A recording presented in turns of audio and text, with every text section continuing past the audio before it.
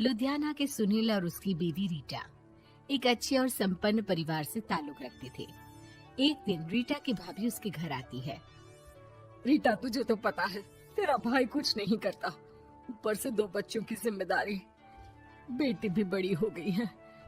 तू तो बुआ है, कुछ मदद कर सकती है तो कर देना। कहाँ पैसे हैं भाभी, बस समझ लो किसी तरह हम लोग भी दिन काट रहे हैं। 2 ही तो कार है और मेरी बेटी भी बड़ी हो रही है। अब उसके लिए कार लेनी है तो 10 लाख का खर्चा तो लग ही जाएगा। तभी वहाँ सुनील आ जाता है। अरे शशि, क्या है, तू हमेशा पैसों के लिए परेशान क्यों रहती है? वैसे क्या जरूरत थी बेटे की शादी इतने बड़े घर में तय करने की? अरे पैसे नहीं थे तो ऐसे ही कर देती कहीं शादी। इतने बड़े होटल में क्यों कर रही है शादी? लेकिन यहाँ तो मामला शादी का है, डेट तय है। दरअसल तेरे भतीजे के पीएफ के पैसे आने हैं, पर उसमें देर हो रही है। जैसे ही पैसे आ जाएंगे मैं तेरे अकाउंट में डलवा दूंगी। ठीक है, हम लोग सोचकर बताएंगे। तभी वहाँ भतीजा आ जाता है। फूफा जी, आप लोग ही मदद कर सकते हैं, वरना तो कैसे काम होगा समझ में ही नहीं आ रहा। मैं वादा करता हूँ जैसे ही पैसे आ जाएंगे मैं आप लोगों को वापस कर दूंगा। हाँ भाई, ठीक है। अब देख भाई, हमारे लड़के तो सारा दिन घर पर पड़े रहते हैं, ना कमाते हैं ना कुछ कमाने की इच्छा रखता है। लेकिन चल, ये ले, कितने पैसे चाहिए? जी 4 लाख रुपए। ठीक है, लेकिन पैसे ध्यान से वक्त पर वापस लौटा देना।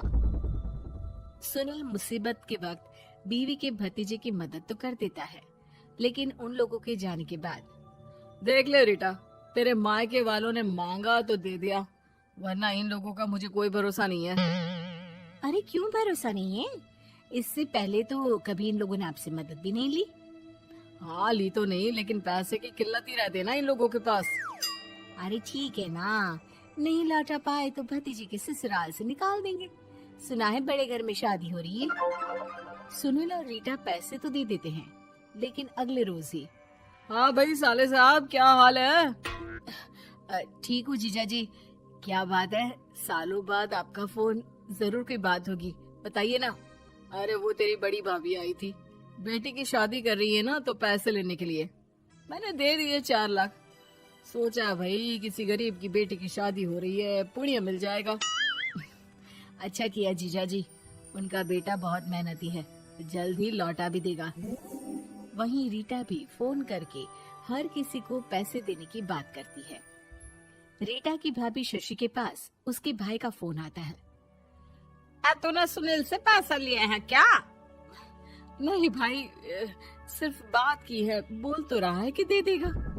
वो लोग मदद करने वालों में से नहीं है, और मदद कर भी दे लेकिन समाज में गा गा कर हालत बुरी कर देते हैं। अब गाने दीजिए ना भाई, मैं क्या कर सकती हूँ, मेरे पास कोई ऑप्शन भी तो नहीं है। बेटी की अगले हफ्ते शादी जो है। शशि की बेटी की शादी हो जाती है, लेकिन शादी के 1 महीने बाद ही सुनील का फोन भतीजे के पास आता है। हाँ भाई, शादी तो हो गई हम लोगों की दुआ से। अब देख, ऐसा ही फायदा होता है पैसे वाले रिश्तेदार हो तो। तेरे वक्त पर हम कैसे खड़े हो गए थे, लेकिन अब पैसा लौटा दे भाई। जी, मैंने पीएफ के लिए अप्लाई कर दिया था, उसके नोटिफिकेशंस मैं आपको भी भेज देता हूँ। मुझे लगता है 10 दिन में पैसे आ जाना चाहिए। जैसे ही पैसा आएगा मैं आपके अकाउंट में डाल दूंगा। और ना जी ना, कोई नोटिफिकेशन नहीं चाहिए, पैसा चाहिए, पैसा। अब ठीक है अंकल, बस 10 दिन का समय दे दीजिए। अभी हफ्ता भी पूरा नहीं होता कि भतीजे के पास उसके गांव के दूर के चाचा का फोन आता है। अरे बेटा, क्या बात है, सुनील के कोई पैसे ले रखे हैं तो दे क्यों नहीं देता? हाँ चाचा जी, बात तो हुई थी, 10 दिन का वक्त मांगा है, उम्मीद है हो ही जाएगा। अरे फोन कर रहा है, रोज बता रहा था कि बेटी की शादी में मदद की थी। अब क्या है ना, भले ही शादी 10 दिन रोक देते, लेकिन सुनील से मदद नहीं लेनी चाहिए थी। याद है ना, मधु की मदद करके कितना बदनाम कर दिया था उसने पूरे घर को सोसाइटी में। हाँ चाचा जी, मैं भी यही सोच रहा था कि उन लोगों से मदद नहीं लेनी चाहिए थी। कई लोगों के फोन आ चुके हैं। वही रीटा अपनी भाभी को फोन कर देती है। क्या है भाभी, कब पैसे लौटाओगी? पता है ना ये कितना बोल रहे थे, तुम्हारे बोलने पर मैंने पैसे दिए हैं। भाभी अब तो आपके बेटे की कार बेच दो और हम लोगों के पैसे दे दो। अरे लेकिन रीटा, बात तो 3 महीने की हुई थी ना, अभी तो 2 महीने भी नहीं हुए पैसा लिए, थोड़ा तो सब्र करो। नहीं नहीं भाभी, वैसे मेरा बेटा टिक्कू आ रहा है आप लोगों के घर रहने के लिए, उसको अच्छे से खिलाना पिलाना, समझी? भाभी को समझ में नहीं आता कि वो क्या करे। वो बेटे से बात करती है। अरे माँ, इन लोगों से मदद लेकर सच में बहुत बड़ी गलती कर दी। मुझे खुद समझ में नहीं आता कि कैसे इन लोगों के पैसे जल्द से जल्द दे दूं।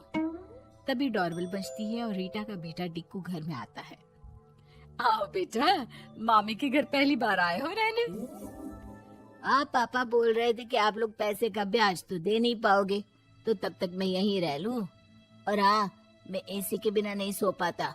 आप लोग अपना देख लेना और पैसे जल्दी लौटा देना, क्योंकि मैं थोड़ा जल्दी जाना चाहता हूँ। रीटा का फोन शशि के पास आता है। भाभी, पैसे कब तक दोगे? बेटे की विदाई के बाद शशि के घर का माहौल बिल्कुल बदल जाता है। वो हर वक्त बेटे से उसके पीएफ के पैसे पूछती, और पीएफ यानी कि सरकारी काम। आजकल में पूरा 1 महीना और बीत जाता है। भाभी, मैं और ये अमेरिका जा रहे हैं, घूमने के लिए पैसों की बहुत जरूरत है। रीटा, मैं पूरी कोशिश कर रही हूँ कि जल्द से जल्द पैसे का इंतजाम कर दूं, लेकिन पक्का नहीं बोल सकती। तभी सुनील का फोन भतीजे के पास आता है। देख माना 3 महीने की बात हुई थी पैसे लौटाने के लिए, लेकिन अभी मुझे पैसों की काफी जरूरत है। मैं अमेरिका जा रहा हूँ, तो पैसे मैंने किसी से ब्याज में पकड़ लिए हैं। तू हर महीने 4 लाख का 20,000 ब्याज डाल देना मेरे अकाउंट में। सुनील फोन रख देता है, लेकिन भतीजा काफी परेशान हो जाता है। वो ऑफिस से शाम को घर आता है कि माँ पूछती है, क्या हुआ बेटा? बेटा माँ को सारी बात बता देता है। माँ भगवान के सामने हाथ जोड़कर खड़ी हो जाती है और रोने लगती है कि तभी बेटे का मोबाइल पर मैसेज बजता है। माँ, पीएफ के पैसे आ गए। और वो ऑनलाइन ही सुनील के पैसे वापस कर देता है। भला हो भगवान का। लेकिन आज एक बात तो समझ में आ गई, मदद हमेशा उन लोगों से लो जो मदद के बदले आपसे मदद में दी गई रकम ही वापस लें, ना कि समाज में आपकी इज्जत।